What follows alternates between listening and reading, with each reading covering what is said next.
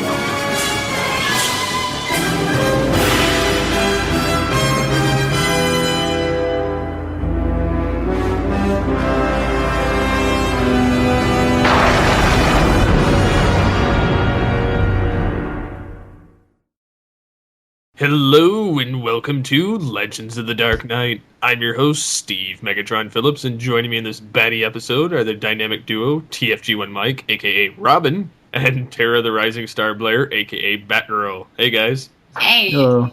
Hey. That is right, I called you Robin, Mike. Just to be clear, I'm Nightwing, goddammit. Okay. Nightwing for the wing. I'll settle that, because you do like your Knight Rider. So, Yeah, there you go. Yeah, so that makes sense. Anyways, what's been going on? Not much. Not that it matters to this show, because this is a cartoon review specific show, but I have been listening to the new Nickelback album nonstop since 11:45 last night. Let's see. I've got 3 episodes of Tooncast Beyond recorded. I've got 1 edited. I'm editing 2 more tonight. Video versions of those will be up sometime this week. Transformation Animation Podcast is coming to a close. We are still prepping the Guide to 2012 for GCRN. What else? We had a fan, Vacuuminator, basically review the network, which is very cool. He did a video review, so very awesome. You guys can go over to our Facebook page, facebook.com/Geekcast Radio Network. You'll be able to see the video posted on there. Other than that, that's it. Well, and I myself have been playing DC Universe Online, which kind of fills right into this because you have Kevin Conroy back as Batman, you have Mark Hamill as Joker, and Arlene Sorkin as Harley Quinn.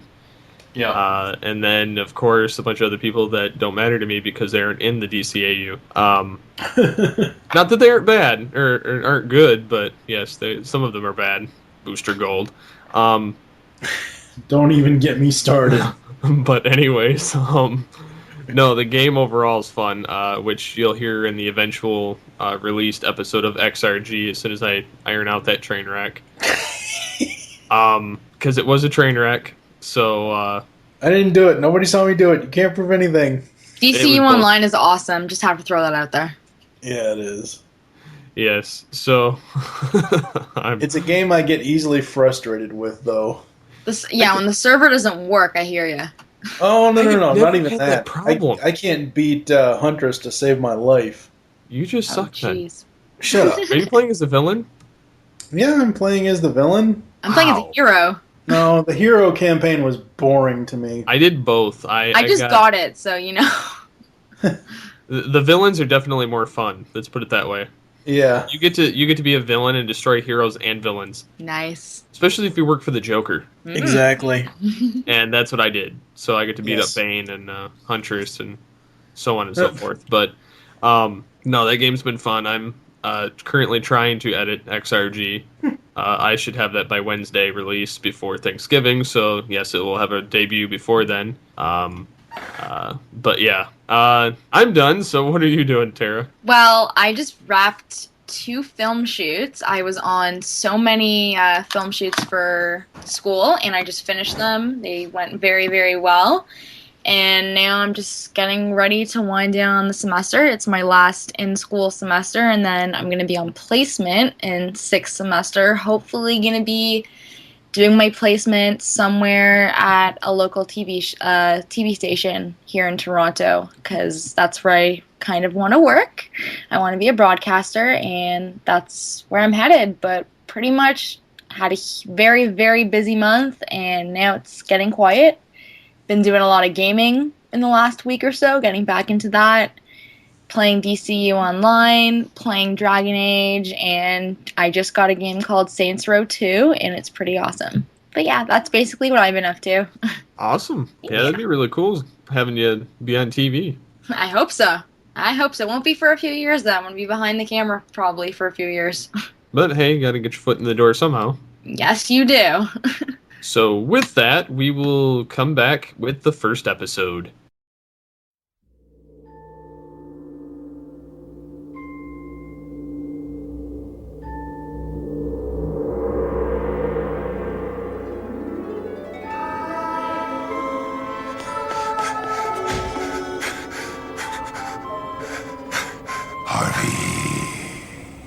Harvey Dent. No!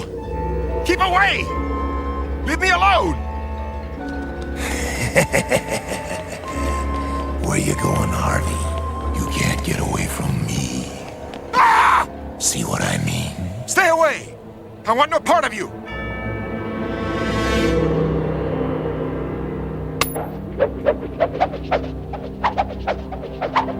No!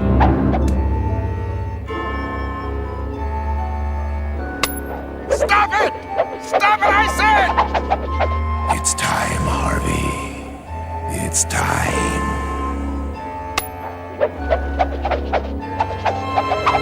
No! First up is Two-Face, which is a two-part episode of the first season. It depicts the transformation of Gotham City District Attorney Harvey Dent into the villain Two-Face. Yeah, this is one of the best episodes. This is one of the best two-parters and one of the best overall stories out of the entire series. Oh, yeah. Definitely can't deny that. And then you also get the awesome title card at the beginning where you see the coin flip and you see half the body, and then the other half is in darkness. Yeah. This episode was done so well. It had such a great storyline, and I really enjoyed seeing the origins of Two-Face. And I just have to say, it was depicted really well in the animated series, and definitely getting to know Two-Face more than I have known him in the past. So, really great episode.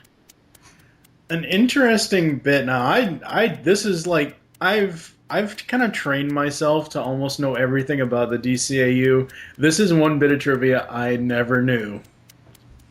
Al Pacino was originally offered to voice Two-Face, but he turned it down. Richard Mall was then cast as DA Harvey Dent. Can you imagine this episode with Scarface as Two-Face? I can imagine that, actually. I can imagine it. It would be cool, but I would never take back what we have now. Oh, no. Yeah, no, not at all. And what I find really interesting is that Richard Mall...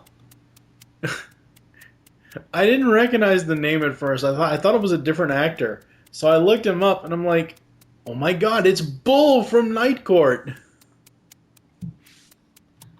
Huh. I've never watched that. To be honest, I wouldn't change his current voice actor at all. Oh, no, I wouldn't change it either, but I was just saying, as far as the trivia goes, I thought that was an interesting bit of trivia about that they originally offered it to Pacino. That is interesting, actually. I remember reading that. I'm like, Scarface? Seriously? Yeah, I definitely like this character. I think the whole aesthetic, it's kind of hard to get used to his face when you see both halves look exactly the same. Yeah. Knowing that you know he's going to be Two-Face. Yeah. But I love the drawn out way that they go through this first half of the episode. Yeah. Having Thorne basically kidnap him and then leave him in this warehouse with explosives and gasoline and all this chemical. Yeah, I mean that's and the other thing about this is that Bruce Wayne and Harvey Dent are friends. And, Bruce couldn't get to him in time as Batman to save him. So there's yet another thing that Batman has to feel guilty about.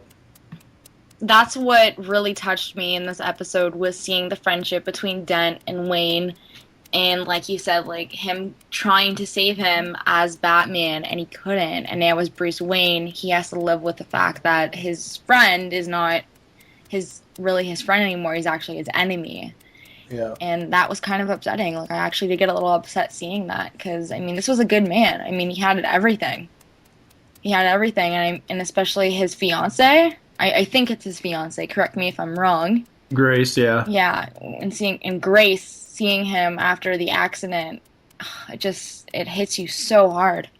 Oh yeah, that whole scene with the lightning and then the face reveal and her just utter shock.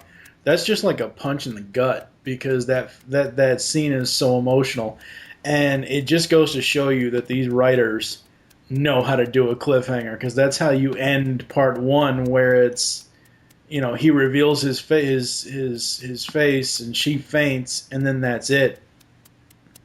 That scene actually almost reminded me of the scene from Beauty and the Beast, when you see the Beast's face, when you see his whole body and his whole face. Right, yeah. For the first time when in the dungeon, when Belle sees him in the light, it was almost exactly like that, but 10 times worse.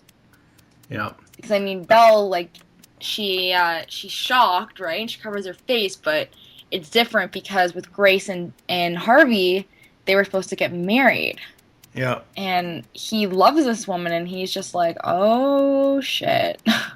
Yeah.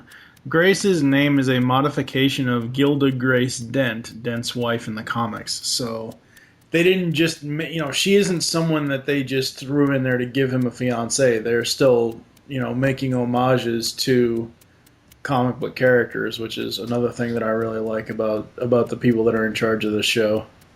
And I kind of like that they gave Dent in this one. I kind of like that they gave him kind of a split personality based on he has an issue with built up anger.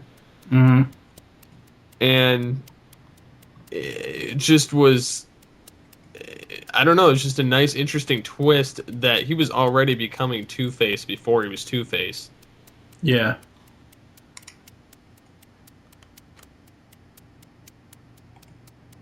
And and then I like, I don't know if you guys are done with part one, but I know in part two, it's kind of nice to see him get that double colored suit, which, perfectly mirrors the other side. Oh, yeah. I mean, because part one, you see Harvey Dent, and you see the transformation. And like I said, it leaves you on that cliffhanger. Part two, you see Big Bad Harv. And you see that whole side of his personality. Part two was a lot more interesting than part one, I'll say that. Yeah. Yeah, I definitely like that more. Yeah, especially when you see him just turn into this total badass. You see his whole dark side just come out and just take over. And he's not Harvey Dent anymore. He's Two-Face, and his evil side has definitely just come out and taken complete control of his character. And I think from that point on that Harvey Dent is never going to be the same. Mm-hmm. Oh, no, not at all.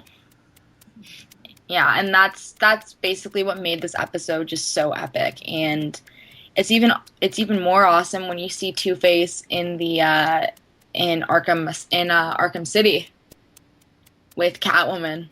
Yeah, that's pretty awesome. I like this version of Two-Face the best, though. It definitely is the best version. I did not like the version in The Dark Knight, to be honest. And that one's alright, but I just think with voice acting and animation in video games, this is the best version as far as that goes. Live action, that's a whole different ball game. Oh, yeah, definitely. And I think continue to see that in the DCAU. Oh, yeah. Is that these are pretty much the ultimates of everyone that could have played these parts. Nothing taken away from anybody that's done it since or before, but I think these are the definitive greats that have given life to these characters like no one else has. Oh, yeah. Yeah, you're right. When I was watching this episode back, I had to almost do a triple take because Man-at-Arms' daughter is in this. You have a He-Man Batman crossover. Dr. Nora Crest is voiced by Linda Gary, who also voiced Tila and Sorceress and a bunch of other voices in the Masters of the Universe cartoon from the 80s. So that was kind of awesome. And I think this was one of the last things she ever did because she passed away of brain cancer in 1995.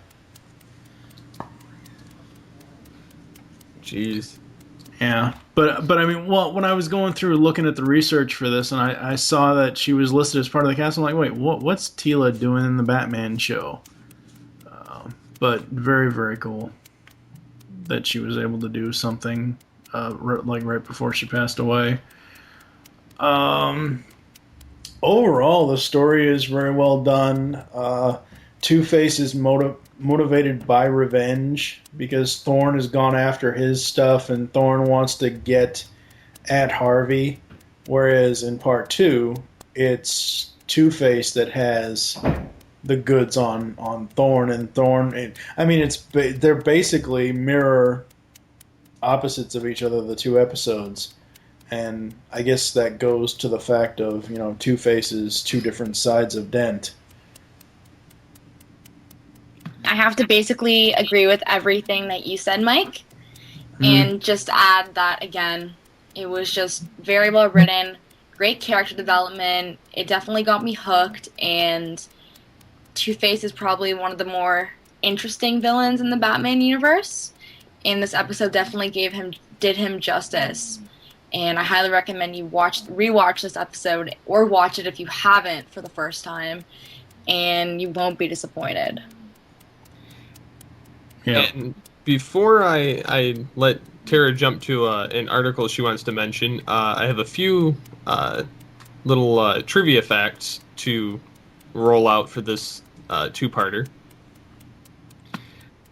This is the 10th episode of the series to be produced, marked the time when the writers felt the series really took an adult turn and for the better. Oh, yeah. The scene where Dent first sees his new appearance in the hospital was intended to be similar to the scene in the live-action film Batman, where gangster Jack Napier, a.k.a. Jack Nicholson, first sees his new appearance as the Joker. Yeah, I so got that. That was a really easy reference. See, I didn't catch that the first time around. Oh, yeah, I caught that. The final shot in which Two-Face's coin lands good heads was used in both live-action movies, Batman Forever and The Dark Knight, as Two-Face, respectively, both of them, fall to their deaths. Yep. And the last one I'm going to mention is the idea of Harvey Dent, a.k.a. Two-Face, wearing a half-white, half-black, split-down-the-middle Armani suit has been copied by the comics since this episode. Yeah. Which is kind of interesting that they made such an impact that it took into comic form, much like Harley Quinn will later. Yep. I mean, this series, you have people that are comic book fans, that are comic book geeks, and they set out and they created something, the entire series, that future comics could then adapt and use from this series.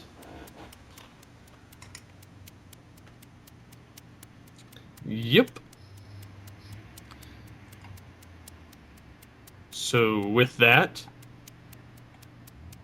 Okay, the article, sorry. Yeah. The article that I wanted to talk about was actually, I'm not sure if it was this week or the week before, on crack.com. I can't remember the title of it, but they did the 10 or 15 worst reinventions of Batman ever, done by DC Comics.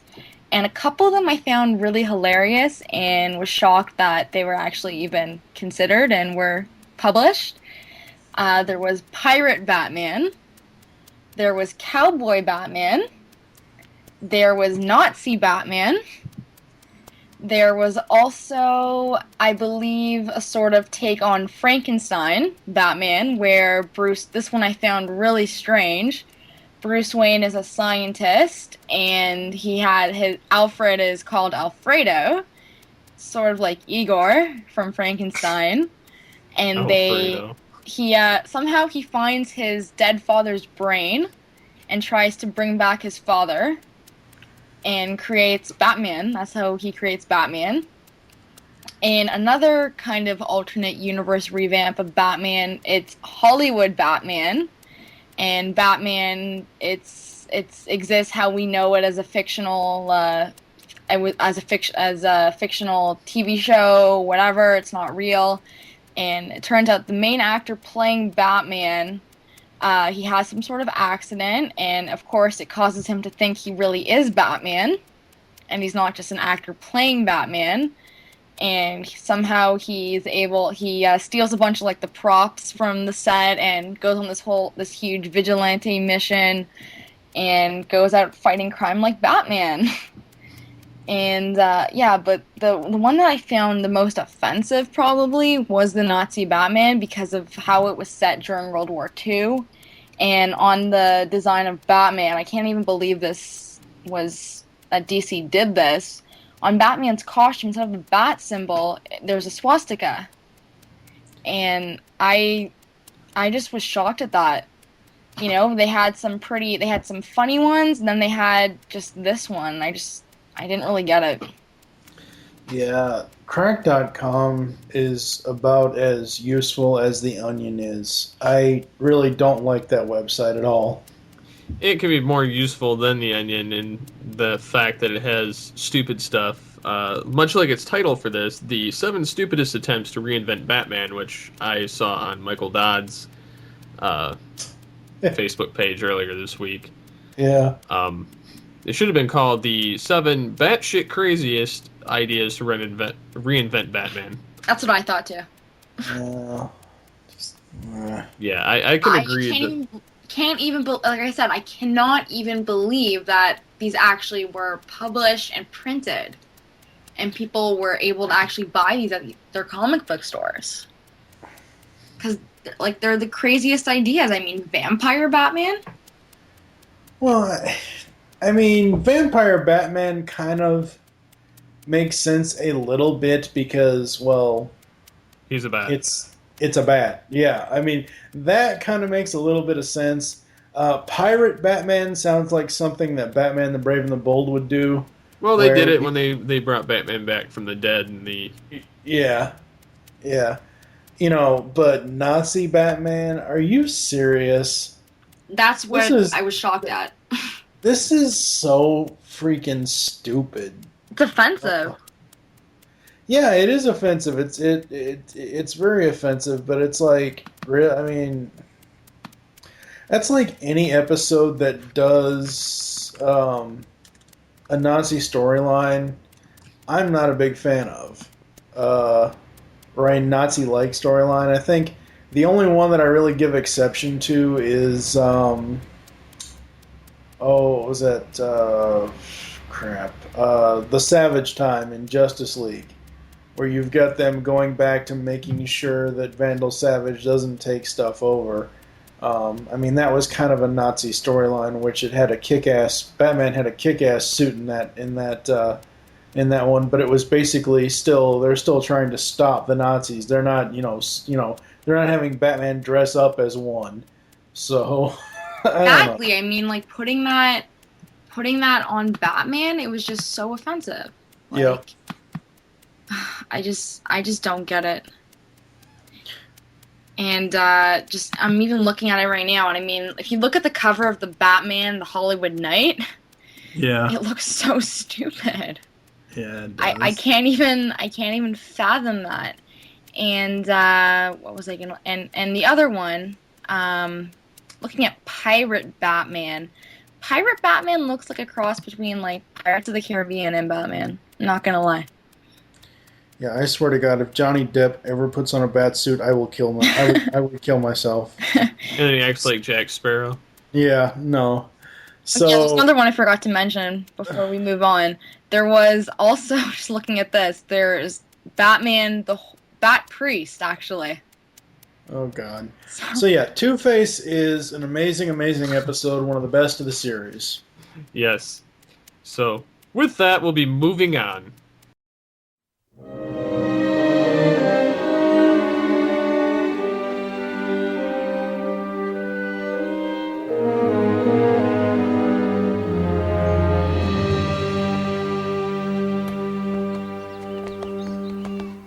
The mob war in Gotham continues tonight. Rival crime families led by Rupert Thorne and Arnold Stromwell continue to battle for control of the city's underworld. Hey, that's a nice picture, you boss. Pipe down. According to Police Commissioner Gordon, mob violence is intensifying. What we have here is a battle between an older crime boss and his younger rival for control of the rackets in Gotham. And in this case, it looks like youth has the edge. I'd say Stromwell is about to be retired. We'll see about that. But the struggle may now be taking a tragic twist with the reported disappearance of Arnold Stromwell's only son, Joseph. Next up is It's Never Too Late. It depicts the climax of a long gang war between rival Gotham City bosses Arnold Stromwell and Rupert Thorne. Sensing an opportunity to resolve it peaceably, Batman attempts to convince Stromwell to retire. Yeah, this one was... It was very good, and it was... But, I mean, it's so obvious in the beginning that the priest is his brother. I mean, because Stromwell is constantly going through those flashbacks of him and his kid brother, and he gets stuck on the tracks, or his brother gets stuck on the tracks. And later on, when the priest shows up, it's so obvious that it's his brother. Yeah, I didn't quite get it at first, but yeah, it makes sense. Suffice it to say, this was not one of my favorite episodes. It's got I some understand. great music cues. Yeah. The story was well thought out, and again, it's another one of those mob stories where it's basically mob bosses versus each other. But it's also a very redeeming story. I would say it's not an episode that I could watch over and over and over again. This is something every so often. For me, really, what gets me in this one is the music and how the music really told the story as well. Yeah, I got like a Godfather type vibe from this episode. All we need an offer you can't refuse. the offer you can't refuse. But yeah, not that I have anything against mob stuff. In this episode was written very well, just like most of the DCAU, and it wasn't one of the stronger ones for me. No. I still like the fact that, Batman disguised as a hobo again. Eavesdropping. And the fact that they have foreshadowing to what's going to happen later. And as far as the relationships going on. But yeah, it was nice to see, an old gangster kind of just saying, I'm done. I can't do it anymore. I'm done. And then Thorne's like, hell yeah. But yeah, that's about the extent of my thoughts on the episode. Yeah, this episode was just really funny. I liked the whole gang war kind of concept going on here. I thought it was really interesting, and then and then the whole about how there's the older gang leader, and the young gun coming in.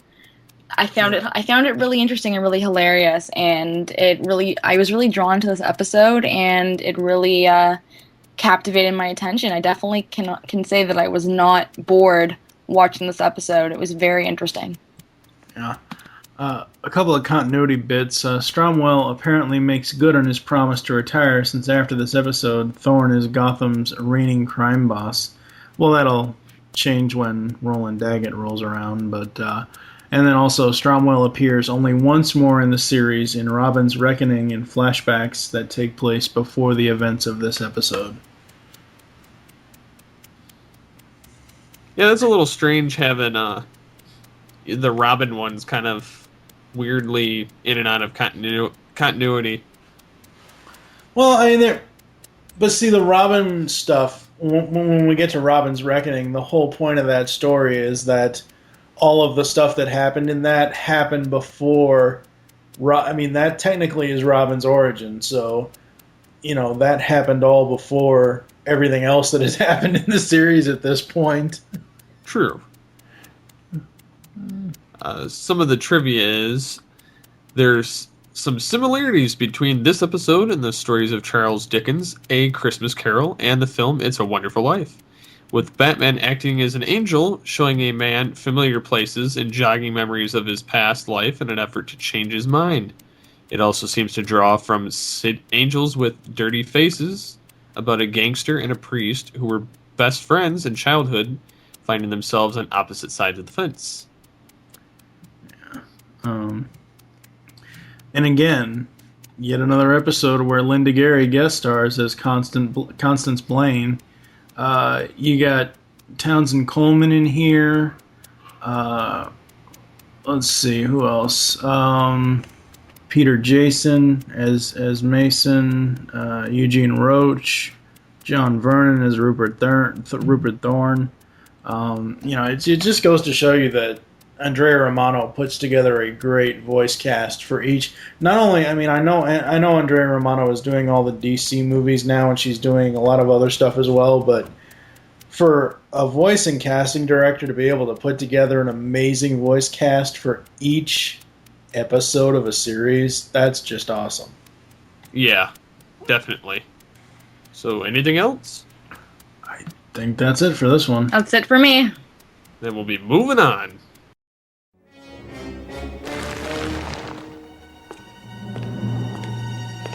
You should have taken your own advice. Yeah.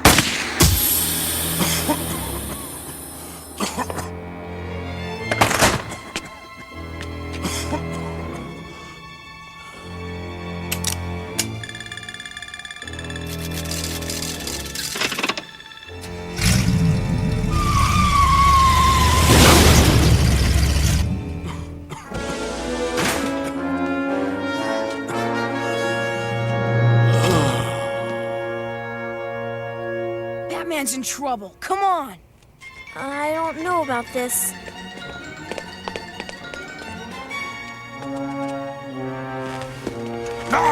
It's those delinquents! Stop them!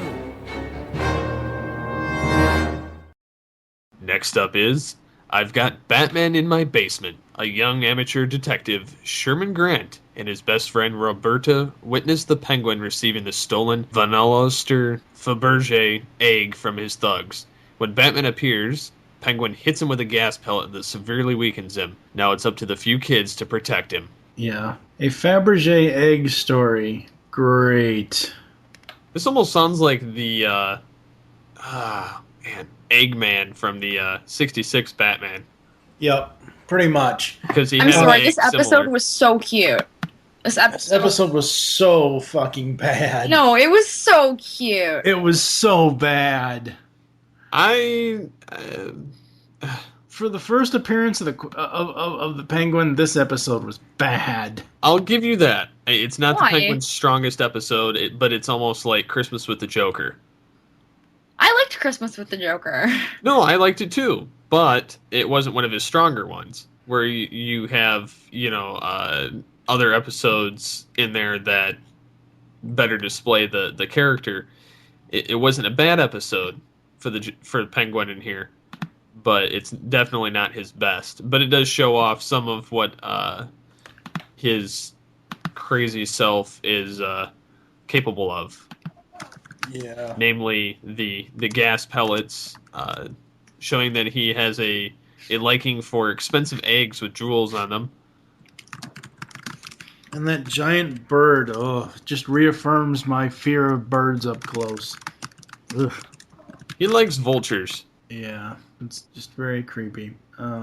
Why didn't? So I'm curious. You guys Mike, you just didn't like the episode? Like, not really. No. I mean, it's your basic kid story where one kid believes in Batman and the other one, the other kid is pretty much a bully and Roberta's stuck in the middle. And it's like, oh, God. I feel like I'm in elementary school all over again. Well, so you didn't find it cute at all in the sense where you see the kids driving Batman's car, like the Batmobile? I mean... Not really, no. No? Oh, because I guess I'm like the odd man out here. The odd woman out. Odd woman out, I should say, because I really like the episode. See, I like the episode in the sense that this was one of the first DCAU that I saw of the Batman animated series. So I can see where it would have been bad had I not seen it then, but it holds a different place for me because of the fact that I was a kid watching it and seeing, these kids having to protect Batman for a change and, drive his car even though they didn't have a clue what they were doing. And, they're just being chased by some thugs, the Penguin and his Vulture. I mean, it's crazy that they even had to do that, but I mean, Batman was kind of out cold. Yeah, this episode is such a throwaway episode. This episode is such filler. You could have okay, I get it. The bird injured him, and he needs to get the antidote. I get that, but there are so many different ways you could have done a Penguin debut episode rather than doing this and having it be the cutesy kids ride the Batmobile, this, that, and the other thing, everything else. Hell, even Bruce Timm said so himself that this episode and this story in general suck. I could see that it's filler. I mean, that's kind of obvious, but it's not bad. So, looks like you're the odd one out this time. But well, I like it. I have no issues with it, but everyone has different opinions. I mean, I can kind of see where Mike's coming from in terms of, maybe the story, and yes, it wasn't Penguin's best episode, but I'm a sucker for when there's kids and superheroes, so that's why I really liked it. But yeah, I also like the fact that they show the Gotham newspaper, pint-sized Pinkertons pluck Penguin. That was really cute. And that is a tongue twister. Yeah. Try saying that 5 times. Try saying that 5 times fast. Yeah, no. Bet you can't. Not gonna try. The one interesting bit is one of the kids was voiced by Rob Paulsen. Jay was voiced by Rob Paulsen. Huh. I did not catch that. I should have caught that. Yes, you should have. What the hell's wrong with you? Considering I know most of his voice range. Damn, now I'm going to have to re-listen to that part and reaffirm it. But yeah, geez. Yeah, it's crazy. Obviously with the trivia, this marks the first episode, or first appearance of the Joker, or of the Penguin. I got the Joker on the brain, which Paul Williams does. And I kind of found it disturbing that they deliberately modeled him after the character from Batman Returns. Because he does get a redesign later. That's one of the instances I like the redesign because it reminds me of the 66 Batman. Yeah. Whereas, and I think they changed his voice too. Yeah, it was no longer Paul Williams, it was somebody else. Which, the voice I could take it or leave it on either way, but I think I like this voice better, but the appearance later. Better. Well, I think the change was at the time of this series and at the time of this episode, it probably coincided with the movie And it just look at this episode. You have Penguin and a giant bird, and of course in Batman, I was going to say Batman and Robin. What the hell? In Batman Returns, you have Penguin and all the penguins and all this and all that and everything else. Whereas later, Penguin actually he doesn't just get a character design retool. He gets character retooling because he's now supposedly quote unquote reformed and he's a nightclub owner. So they would have had to have redone his design. Yeah, whereas here he's literally a scumbag. I'm honestly surprised they did not get Danny DeVito for him to voice this episode. Probably because Harvey Bullock sounds like Danny DeVito. But yeah, I definitely found that kind of weird because Batman Returns when I was a kid scared the hell out of me. Just because of the joke or of the Penguin. But yes, I like this episode, but it wasn't one of my favorites of today. No, it's okay, but it's not one I could watch ever again, probably. Anything else? No, I'm good. I'm good. All right, then we'll be moving on.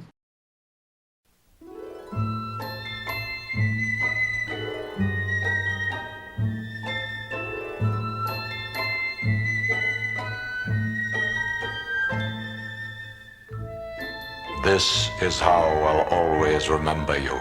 Surrounded by winter, forever young, forever beautiful. Rest well, my love. The monster who took you from me will soon learn that revenge is a dish best served cold. Last up today is Heart of Ice. As a ballerina dances in her glass dome, a strange armored man talks to the small dancer, promising a revenge against a monster for taking her from him. Yeah, this is by far probably the best episode of the entire series as far as how it was written, the story, the fact that Mr. Freeze isn't just a, typical maniacal write-off character. They actually gave him character depth. I'd say so far out of all the characters that have been introduced, out of the villains anyway, and he's kind of a villain, but a kind of an anti-villain at the same time. Yeah. Just because of the situation. But I'd say him and the Joker are the only ones that have any kind of depth at this point. Oh, yeah. Yeah. Just overall, the animation in this was great. The effects were great. The voice acting was awesome. It's just a really, really great episode. And they took this, with this being the first episode that Paul Dini wrote, they took this and they then incorporated the character of Mr. Freeze from this into the comics. He was probably in the comics before, but this story, this tragic character is a much better character for comics than it was just an average villain as he was before. Yeah, and I think he's kind of underutilized in a lot of the media. They've never done a successful live action, and I don't ever expect them to, unless they get the correct actor to do so. Not the Governor. I'm Mr. Freeze. That is by far the worst Mr. Freeze in the world. At the time when we were young and stupid, everybody liked it. I never liked that film. I gotta be honest. Well, that or the I don't know if it's the following or the previous film I didn't like either, but suffice it to say that Michael Ansara did an awesome Mr. Freeze. Oh yeah. I think they used vocal effects on his voice, but they just did. It was more of an echo effect. Yeah. And Ferris Boyle. Ferris Boyle was the very first thing Mark Hamill ever did in the DCAU before the Joker. That he recorded for, but right. And the only throwaway he did to begin with. Yep. But yeah, I love the fact that they have this whole kind of. First of all, you got GothCorp, which to me just it rings with, I thought it was Wayne Enterprises. I think this was like an early Wayne Enterprises, basically.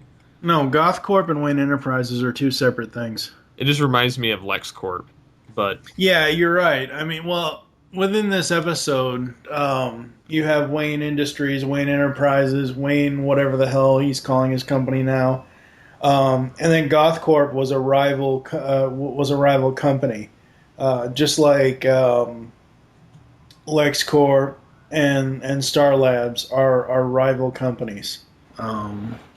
But they were not one and the same for this.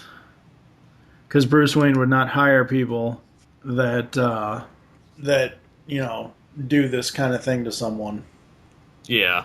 And I like the fact that, first of all, you can see Batman get frozen with a freeze ray. Oh, yeah. Which, that was just exciting to begin with, because I not only do I like the effect that they threw on that, for the how they animated it, but it was nice to see how Batman gets out. Oh yeah. But no, I love the fact also that of course Freeze is going after anybody that had anything to do with the fact that his wife Nora, who had some kind of a blood disorder, ended up getting into this freeze, and him getting, of course, ruined and having to wear this suit. Yeah. Just the whole episode is very well written. It's kind of hard to really say anything other than you've got to watch it. Oh yeah. And I want a freeze gun. Everybody wants a freeze gun. I would freeze the road, and I don't know. I'd shoot some cars and make them like frozen. Of course, with nobody in them, but I think it'd be funny to make ice cars. Yeah. With all the compartments on your belt, you'd think there'd be one for tissues, which is a reference to the 1960s Batman series with his bat belt containing every possible tool to help him in various situations. Like I was actually waiting for shark repellent to come out in this episode. I was waiting for, instant, thawing bat spray or something, just... It would have been funny, but I can see that they're not going to go that low. They did, however, manage to have, because Batman had a cold... the chicken soup gag. Yes. Alfred gave him chicken soup, which was hot, in a thermos. And somehow Batman just happens to be still carrying it, and he dumps it on Mr. Freeze's helmet, and the temperature causes the helmet to crack and shatter, letting Freeze pretty much choke and paralyze on the normal air. Yeah. And it's nice to see that Batman sympathizes with him and gives Summer Gleason the videotape of Freeze's accident, then leaves without freeing the still shivering Boyle, who set this whole thing in motion, basically. Yeah. But so you basically have the Joker setting up Mr. Freeze.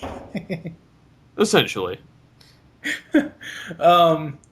Now, I looked at the air date on this, and I know we just started this podcast, and we are going in the episode order that's on the complete series DVD set, which is also the 4-volume sets. September 7th, 1992. Why didn't Joel Schumacher take cues from this episode and make that movie better? Well, he took aspects of the suit, and then he picked a guy with a similar face before the mask, before the eyepieces. Yeah. You could kind of see a little bit of Arnold in there. I mean, even though it's not. Yeah. But they totally botched that. You don't have an Austrian guy doing the voice of Freeze. He has to sound like a cold, monotone person. Yeah. And Arnold, you just don't get that. I hear Terminator and I hear, Total Recall. I don't hear that in him. Yeah. It's funny of the way that we see Mr. Freeze after this. and we'll get to that. I don't want to spoil it for people. I know people have already probably seen those episodes, but just his whole character development throughout the rest of the DCAU is just really creepy.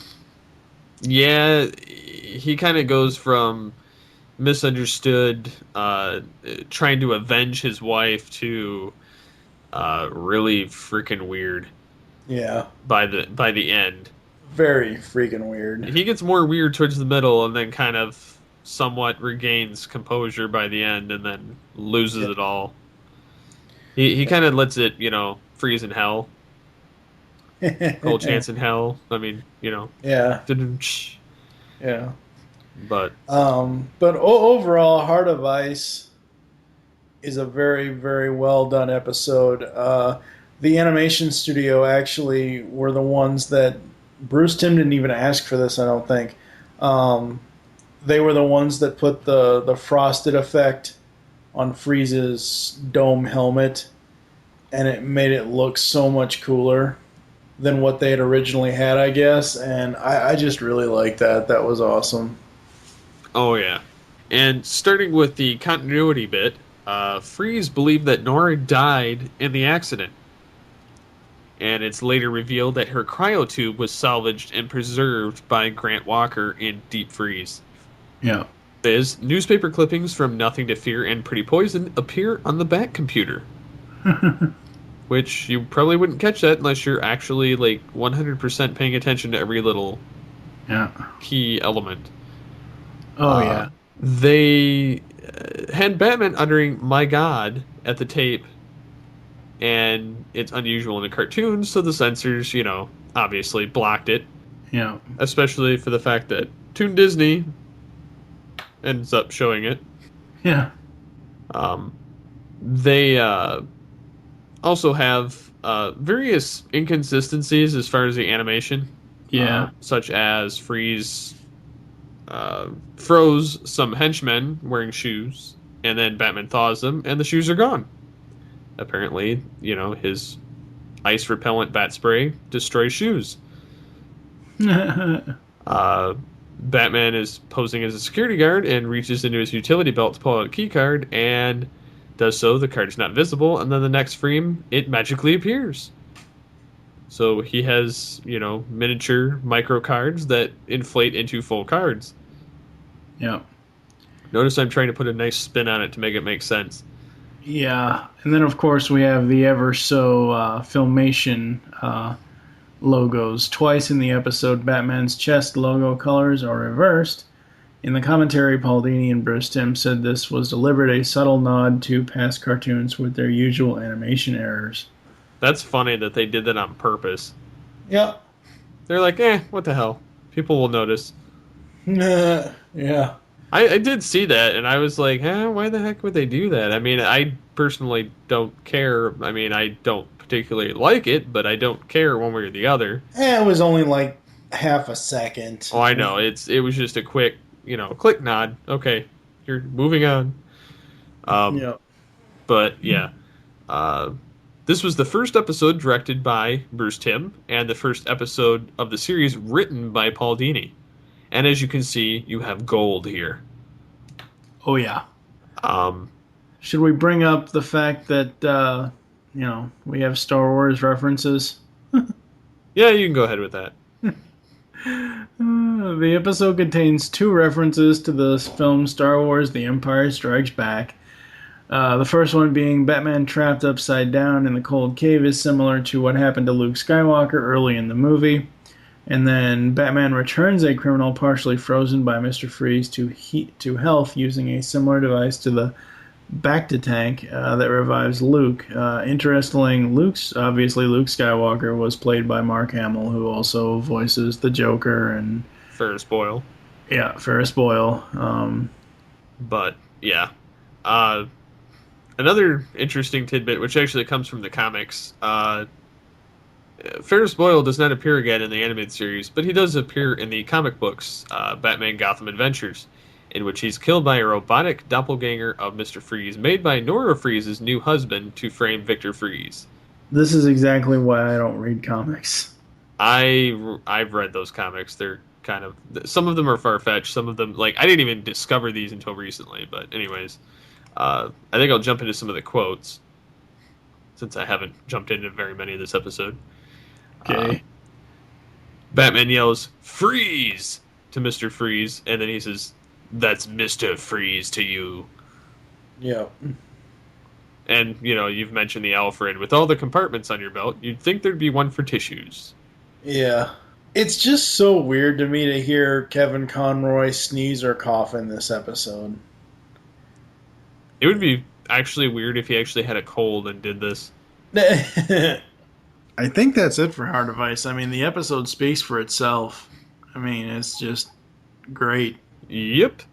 So with that, we'll be back after the commercial break. You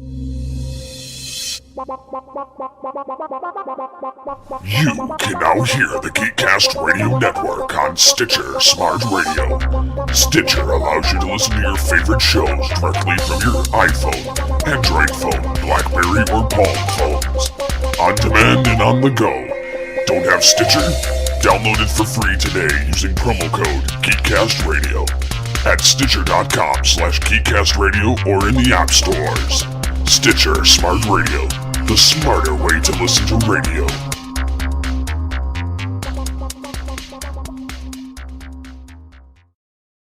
Hey, I'm Gary. I'm Greg. I'm Chuck. And I'm Justin. Join the four of us every week on the internet's #1 G.I. Joe podcast, What's on Joe Mind? That's right. It's Joe news, reviews, and special guests like you've never heard them before delivered right to your MP3 player. Think of it as Joe Talk meets Sports Talk. And we make fun of Chuck. Right, hey. We're just kidding, Chuck. Kinda. Yeah, sometimes Chuck makes fun of himself. Right, hey. It's What's on Joe Mind?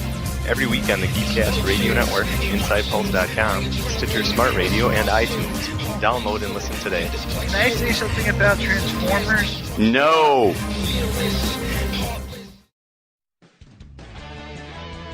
Emerging from the dark humor that was the Beast Unleashed podcast, Steve Megatron, TFG1 Mike, Pecan Court Michael, and the Cybertronian correspondent Optimus Solo move on to Transformers Animated with Transformation Animation Podcast. 20 episodes covering all 3 seasons of the cartoon, the books, and the awesome toy line. We will also have cast and crew interviews, so get tapped with GCRN's next Transformers franchise podcast, Transformation Animation Podcast, available on iTunes and the web at www.geekcastradio.com. Get your tap on. Decepticons, transform and rise up. Do you like retro shows? Did you grow up in either the 80s or the 90s? Then tune into Telecast, geekcastradio.com's newest podcast. Join us here on the Telecast as we revisit some of your favorite shows, such as Clarissa Explains It All, Salute Your Shorts, Saved by the Bell, and much, much more, only on geekcastradio.com. Mr. Dent, I have a question. When are you going to marry that gorgeous fiancée of yours? Better marry her soon, Harv, or I just might steal her away myself. You do and I'll prosecute. Harvey, you better look at this. The judge just threw out the case against Thorne's men. But why? The warrant wasn't complete. The judge said he had no choice. He had to let them go. Had to? But... No! I spent 3 months on that raid! He can't overturn! The fool! He's been blocked! Like all the rest!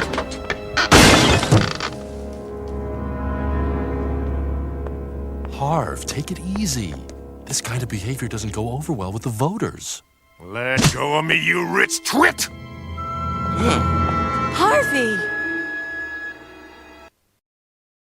I don't know what this person has against GothCorp, but we've always looked upon ourselves as the people company. If this man has a problem, we're willing to listen. The Batman! Put me down!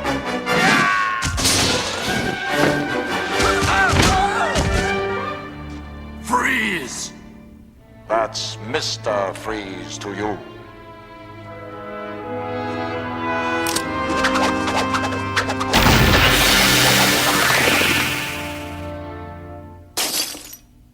This is a personal vendetta. It doesn't concern you. It's my concern now. Since you ally yourself with my enemies, you leave me no choice.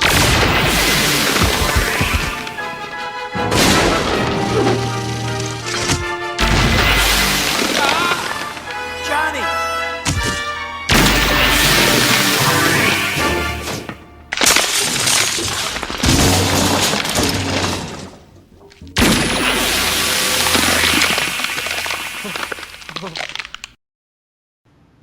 And we're back. So, final thoughts on the episodes today. Two-Face and Heart of Ice are the favorites, I think. I definitely have to agree with you. I think Heart of Ice definitely stands as the strongest of the 5 reviewed in this episode. Yeah. With Two-Face as a close second. The other two ultimately are at the bottom of my list for the episode. I'd not say that they're bad. They're just not my ultimate favorites. But definitely Heart of Ice, I'd have to say, is my favorite of this whole set today. Yeah. Okay, I really liked, of course, Two-Face was my favorite episode of this, going along with you guys. But I also really did like Batman is in my basement, as I said earlier. I just like those 2 episodes. They really stand out for me. And Heart of Ice, I didn't really get a chance to really get into it that much, but it was pretty good just to see Mr. Freeze. But otherwise, yeah, definitely Two-Face wins for me this round. Awesome. So, with that, thank you for joining us here on Legend of the Dark Knight. If you'd like to leave feedback on the show, there are many ways to do so. First, you can visit the website, geekcastradio.com, where you can comment on the episode and all of our other podcasts. Second, you can rate our show on iTunes. Be sure to leave us feedback. Call the voicemail line, 502-526-5821. Please remember to tell us the show you are leaving the message for and your name. Become a fan of us on Facebook by searching Geekcast Radio Network. You can follow the show's Twitter at LOT Dark Knight. My Twitter name is SCP-21. What are your Twitter names?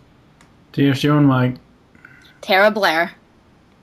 Join us next time when we discuss The Cat in the Claw, Part 1 and 2, See No Evil, Beware of the Grey Ghost, and Prophecy of Doom. So for now, I'm Steve Megatron Phillips with TFG and Mike. Tara the Rising Star. Singing the immortal words of Batman, I am vengeance, I am the night, I am Batman. Thank you for listening. Until next time. Dun, dun, dun. This is Batgirl, signing off.